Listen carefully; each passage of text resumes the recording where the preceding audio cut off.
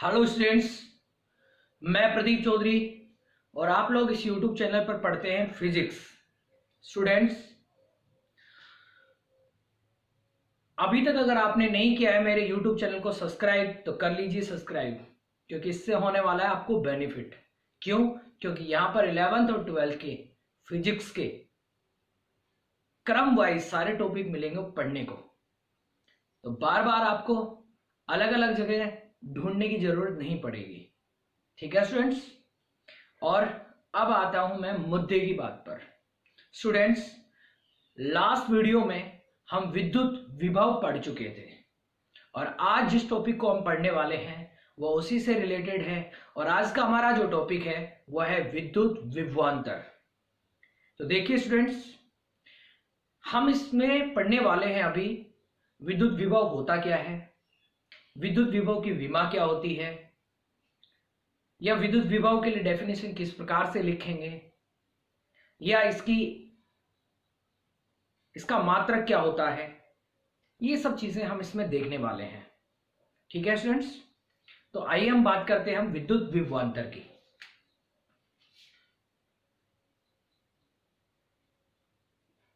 विद्युत विभवांतर। Students, last chapter में जब मैंने आपको पढ़ाया था, अगर आपने वीडियो देखी है तो पता भी है आपको, तो मैंने आपको बताया था कि कोई भी हमारे पास जब बिंदु आवेश होता है तो वो आवेश अपने चारों ओर एक ऐसा फील्ड क्रिएट करता है, एक ऐसा क्षेत्र बनाता है कि जिसमें अगर कोई अन्य आवेश आता है, यानी उस आवेश के अलावा कोई दूसरा आवेश आता है, तो वो उस पर बल लगाता है। यानी दूसरा कोई भी आवेश उस क्षेत्र में जब आएगा तो वो बल का अनुभव करेगा, और उस क्षेत्र को हम किसके नाम से जानते हैं? विद्युत क्षेत्र के नाम से जानते हैं। तो ध्यान दीजिए, मान लीजिए हमारे पास एक आवेश रखा है। अब ये आवेश क्या करेगा? अपने चारों ओर एक ऐसा फील्ड क्रिएट करेगा जिसमें अन्य आवेश क्या करेंगे? बल का अनुभव करेंगे, और उस फील्ड को हम क्या कहते हैं? विद्युत क्षेत्र कहते हैं। तो मैं इसे लिख देता हूं, ये हमारा क्या है? विद्युत क्षेत्र है। करेक्ट? अब स्टूडेंट देखिए, मान लीजिए इस पर कोई ये पॉइंट है, ये क्या है? ये विद्युत क्षेत्र का कोई पॉइंट है, और कोई हमसे कहता है कि इस पॉइंट पर या इस बिंदु पर विद्युत विभव ज्ञात कीजिए। तो मैंने जब विद्युत विभव आपको पढ़ाया था तब मैंने बताया था कि विद्युत विभव कैसे ज्ञात करते हैं। जिस बिंदु पर हमें विद्युत विभव ज्ञात करना होता है उस बिंदु पर अनंत के किसी बिंदु से जो परीक्षण आवेश है उस परीक्षण आवेश को उस बिंदु तक ले आओ, और उस बिंदु तक लाने में जो कार्य हमारे पास किया जाएगा वो उस बिंदु पर क्या हो जाता है? विभव हो जाता है। करेक्ट? मान लीजिए हमारे पास बी पॉइंट है, तो इस बी पॉइंट पर विभव आएगा कोई भी, तो इस बी पॉइंट पर जो विभव है हम उसे क्या लिख देते हैं? ये V और बेस B। इसका मतलब क्या हो गया? बी पॉइंट पर विद्युत विभव। ठीक है? यानी यहां से यहां तक लाने में जो कार्य किया जाएगा वो विभव बन जाएगा। इसको हम परीक्षण आवेश कहते हैं।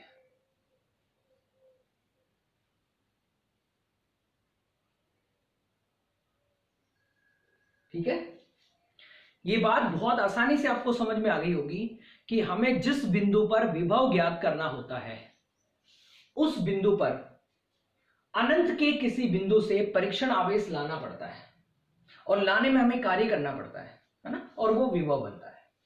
अब जरा ध्यान दीजिए, मान लीजिए हम विद्युत क्षेत्र में एक बिंदु और लेते हैं। ये पॉइंट है हमारा और ये पॉइंट है ए। अब हमें इस पर विभव निकालना है। तो मान लीजिए हम यहां पर इस परीक्षण आवेश को यहां से यहां तक लेके आ चुके हैं हम। अब इस परीक्षण आवेश को मैं यहां लेके आता हूं। ठीक है? यहां से यहां तक, यानी मैंने क्या किया है? विद्युत क्षेत्र के एक बिंदु से दूसरे बिंदु तक मैं परीक्षण आवेश को लेके आया हूं, यहां तक। जाहिर सी बात है, क्या कर रहा हूं मैं परीक्षण आवेश को विद्युत क्षेत्र के एक बिंदु से दूसरे बिंदु तक लेके आया हूं। तो जाहिर सी बात है, यहां से और यहां तक लाने में हमें कार्य करना पड़ेगा। वो कार्य हम ले लेते हैं। हमने कार्य लिया कहां से कहां तक का? परीक्षण आवेश को बी पॉइंट से कहां तक लाने में? ए पॉइंट तक लाने में किया गया कार्य। और दूसरा, ये जो परीक्षण आवेश है इसका परिमाण ले लेते हैं, और जब हम इन दोनों का अनुपात करेंगे तो वो हमारे पास इस ए पॉइंट और बी पॉइंट के बीच में जो विभव का अंतर है वो हमारे पास आ जाएगा। करेक्ट? बहुत सिंपल सी बात है, आपको बहुत अच्छे से ये बात समझ में आ जानी चाहिए कि जब विभवांतर निकालना है तो हमें क्या करना है? परीक्षण आवेश को एक बिंदु से दूसरे बिंदु तक ले जाना है, और ले जाने में जितना कार्य किया जाएगा वो कार्य, और परीक्षण आवेश के परिमाण का जो अनुपात है वो हमारे पास क्या कहलाएगा? विद्युत विभवांतर कहलाएगा। करेक्ट? ये हमारे पास फॉर्मूला आ गया। अब सपोज कीजिए डेफिनेशन आपको लिखनी है, तो जो आपने किया है वही लिख दीजिए। तो आपने क्या किया है? आपने परीक्षण आवेश को विद्युत क्षेत्र के एक बिंदु से दूसरे बिंदु तक लाए हो, है ना? तो मैं यही लिख देता हूं। देखिए, किसी परीक्षण आवेश को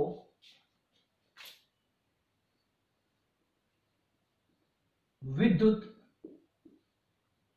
क्षेत्र के एक बिंदु से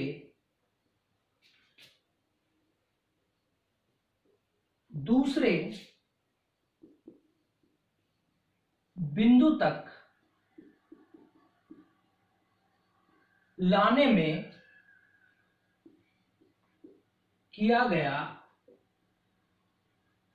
कार्य। ठीक है?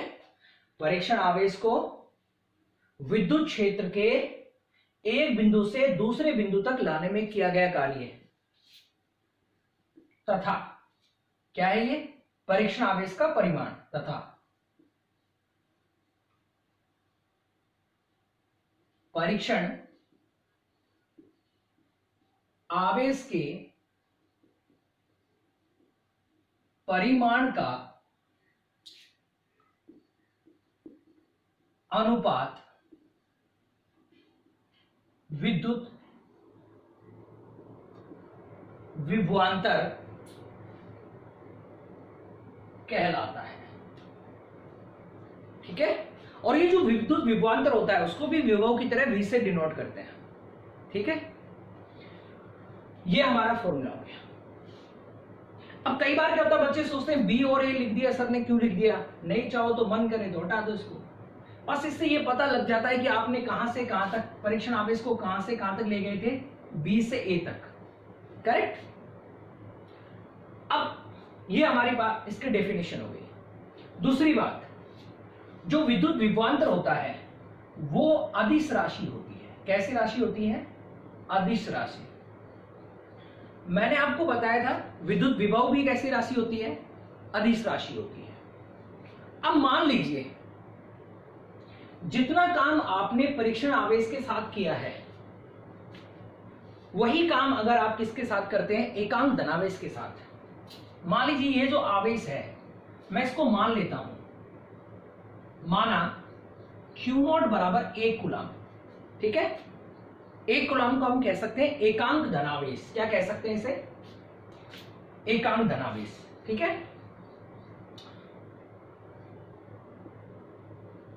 एकांक धनावेश। अब जब इसका मान 1 कूलम रखेंगे तो जरा ध्यान दीजिए, मैं क्या लिखूंगा? V base A minus V base B बराबर कार्य कहां से कहां तक का, बी से ए तक का। और जब इसकी जगह 1 रखेंगे यहां पर, तो उस 1 का कोई प्रभाव नहीं पड़ेगा। जब इस 1 का कोई प्रभाव नहीं पड़ेगा, इसका मतलब क्या हुआ,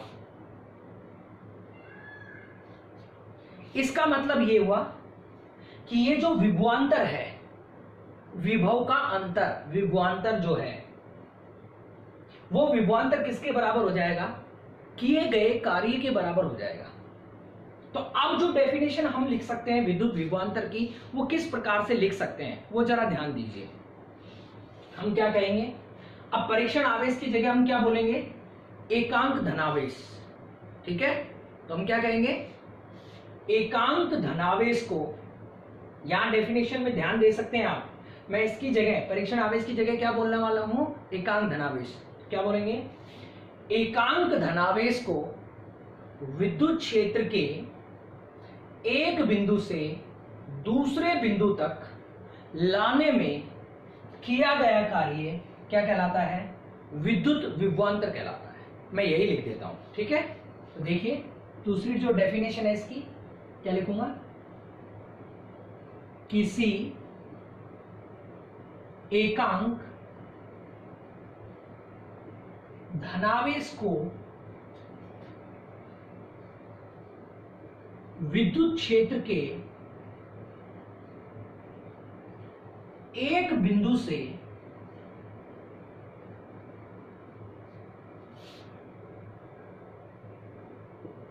दूसरे बिंदु तक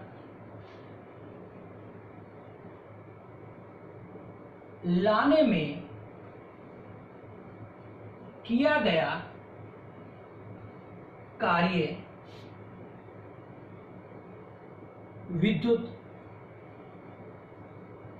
विभवांतर कहलाता है। करेक्ट स्टूडेंट, जब आपसे विद्युत विभवांतर पूछा जाता है, अगर ऐसे आप पूरे को लिखते हैं, डायग्राम ऐसे ड्रॉ करके और ये सब करके लिखते हैं तो बहुत अच्छा है। अदरवाइज इनमें से कोई एक डेफिनेशन आप लिख सकते हैं और ये फॉर्मूला आप लिख देंगे। करेक्ट। अब मान लीजिए कोई आपसे पूछता है कि इसकी यूनिट बताइए, एसआई मात्रक बताइए। देखिए एसआई मात्रक, ध्यान दीजिए, ऊपर क्या है, कार्य, वर्क, तो इसका मात्रक क्या होगा भाई, जूल। और नीचे क्या है, चार्ज, आवेश, इसका मात्रक क्या है, कूलाम, जूल पर कूलाम। और यही किसकी होती है, विद्युत विभव की। जूल पर कूलाम को आप क्या लिख सकते हैं, वोल्ट भी लिख सकते हैं, या क्या लिखेंगे साहब, वोल्ट। ठीक है, ये तो आपके पास एसआई मात्रक हो गया। और अगर आपसे सीजीएस मात्रक पूछा जाए तो आप क्या बोल देंगे इसे, स्टेट वोल्ट। करेक्ट। अब इसमें एक चीज और पूछी जा सकती है आपसे, और वो क्या पूछी जा सकती है, विमा। देखिए ध्यान दीजिए, बात है विमा। विद्युत विभवांतर की अगर आप विमा निकालना चाहते हैं तो क्या करना पड़ेगा, कार्य की विमा में आवेश का भाग, आवेश की विमा का भाग देना पड़ेगा। तो कार्य की विमा क्या होती है, m1 L2 t की पावर -2। ठीक है, और आवेश की विमा क्या होगी, A1 और T1। अब विमा नीचे नहीं लिख सकते, कहां ले जाएंगे, ऊपर। तो क्या लिखेंगे, m1 L की पावर 2, अब t की पावर -2 पहले से है और ये ऊपर जाएगा तो ये और माइनस में हो जाएगा, तो माइनस की कितनी हो जाएगी, 3, t की पावर -3, और a की पावर भी किस में हो जाएगी, -1। तो ये आपके पास विद्युत विभवांतर की विमा आ गई जो विभव की थी। क्या है, m1 L की पावर 2, t की पावर -3 और a की पावर -1। तो ये था हमारे पास विद्युत विभवांतर। आपसे एग्जाम में क्या क्या पूछी जाती हैं, जनरली चीजें आपसे पूछा जाता है, विद्युत विभवांतर किसे कहते हैं, इसकी विमा बताएं, मात्रक बताएं, ये सब चीजें आपसे पूछी जा सकती हैं। या विद्युत विभव या विभवांतर के जो फॉर्मूले हैं, इन पे जब कभी कभार न्यूमेरिकल आते हैं तो विभव या विभवांतर पूछने के अलावा आपसे कार्य भी पूछा जा सकता है, तो उस समय कंफ्यूज नहीं होंगे। तो ये जो फॉर्मूला आपके पास है, ये वाला जो आपने लिखा है इधर, कि we base A minus V base B बराबर W अपॉन क्यू नॉट। जब आपसे कार्य पूछा जाए तो आप कंफ्यूज नहीं हो, कार्य को इधर रख लें, वर्क को W को, और इसको इधर ले जाए तो क्या लिखेंगे इसे, W बराबर में Q naught V base A minus V base B, या खाली आप क्या लिख सकते हैं V, अगर विभव हो तो। इस फॉर्मूला से आप कार्य निकाल लेंगे। ठीक है, उम्मीद करता हूं ये टॉपिक अच्छे से समझ में आया होगा। शुरुआती टॉपिक है, ध्यान करके पढ़ें, बार बार पढ़ें। अगर आपको दिक्कत आती है तो वीडियो को दोबारा देख लीजिए, पॉज करके देख लीजिए, और कोई डाउट आता है तो कमेंट्स बॉक्स में कमेंट्स कीजिए। ठीक है, फिर हम मिलेंगे अगले वीडियो के साथ। तब तक आप मस्ती से पढ़ते रहिए। धन्यवाद।